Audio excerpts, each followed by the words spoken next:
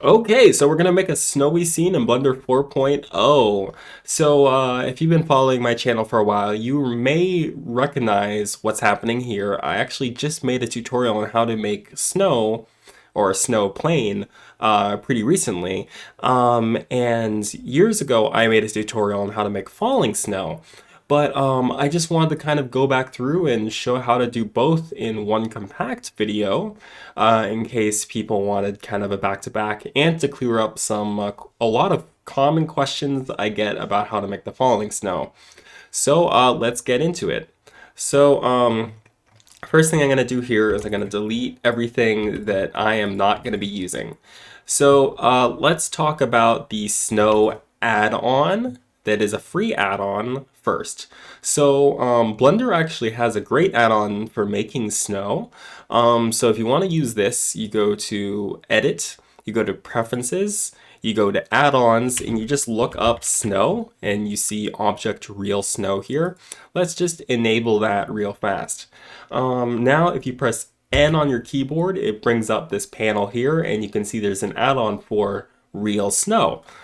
Simple and easy. Now, this real snow will get applied to any object you make within your scene if you select that object first and then you press Add Snow. Now, as I talked about in my other video, it complicates matters when the object you're trying to add snow to is highly geometric. So adding snow to this plane right here would be really easy, but trying to add snow to this photo scan, which has, like a lot of geometry, things start to get a little more wonky and it's going to slow down the system and take more time.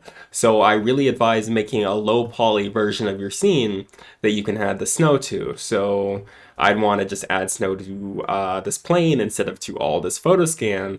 And if I wanted to do something for the bench, I would want to actually, go in here and make a little bench proxy. So I would maybe let's just take the top plane from this cube and deselect everything else and just delete everything else. So we just have the top plane.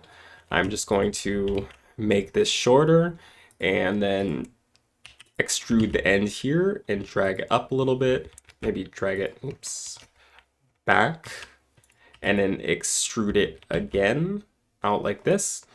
So we have like a little stand-in for the bench, and we'll just scoot this down a little bit like so and rotate it so that it's approximately right and position it where the bench is, and just move it down so that it's covering about where we need this to be. I'm going to take this and drag it down to about here. Perfect. And if we go into the settings for this cube, we can disable it in the render so we won't see it. I'm going to do the same for this plane so we won't see it. And then if I select this plane and add snow, it's going to add a blanket of snow here, and that's going to have a snow texture and material already applied. As we can see here, I'm going to select the snow and just drag it up a bit so it's a bit deeper. I am going to now select that plane I made as the proxy for the bench. I'm going to add snow to that.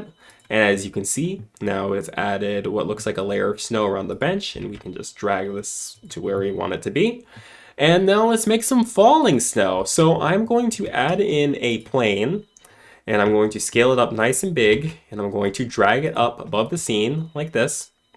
And I'm going to go to the Particles tab here, and I'm going to select New. And it's already on emitter, which is perfect because that means it will just emit these little balls, right? Now, these balls don't actually do anything. Like, these are invisible within the scene. And I realize I actually have a wind force field going here, which is going to be affecting things. So I'm going to turn that off so the balls... Well, that's the thing with balls. They never do what you want them to do. And mine are going to the right. So I wonder if there is... This is why I should start things in a new file instead of using an old one. But, this is okay. I can still work with this. So yeah, this is going to start emitting balls, which are just going to fall. And they're falling to the side because there's some sort of wind dynamic within the scene that's affecting things. See, there, they corrected themselves. So yeah, I have this particle system here. And I'm going to make a icosphere, and I'm just going to drag this off to the side.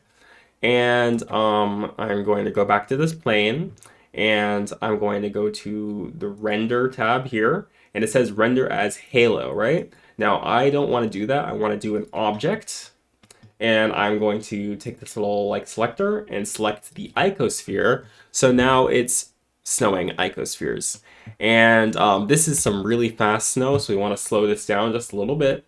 So I am going to go into the physics tab, and I'm going to bring up the dampness a little bit, which I believe, yeah, that'll make them fall a bit slower.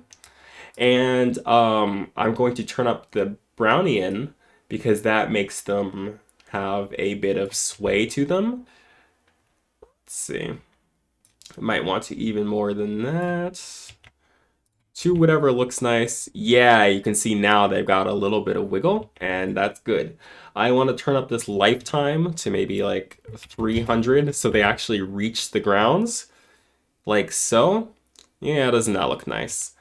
Um, and you can see now this is looking really good. A big common question people had confusion with, and this is a really good one to know, is that yes, there is a plane just sitting in the sky, and it's really distracting if you can see it in the camera view. So you can see right here under render, it says show emitter, and if you turn that off, that means it will not show the emitter in the final render. And under viewport display, there's another button that says show emitter, so you can turn that off if you want to not be able to see this in the actual viewport. And now, you can't see it. Like, you can still select it, but you can't see it.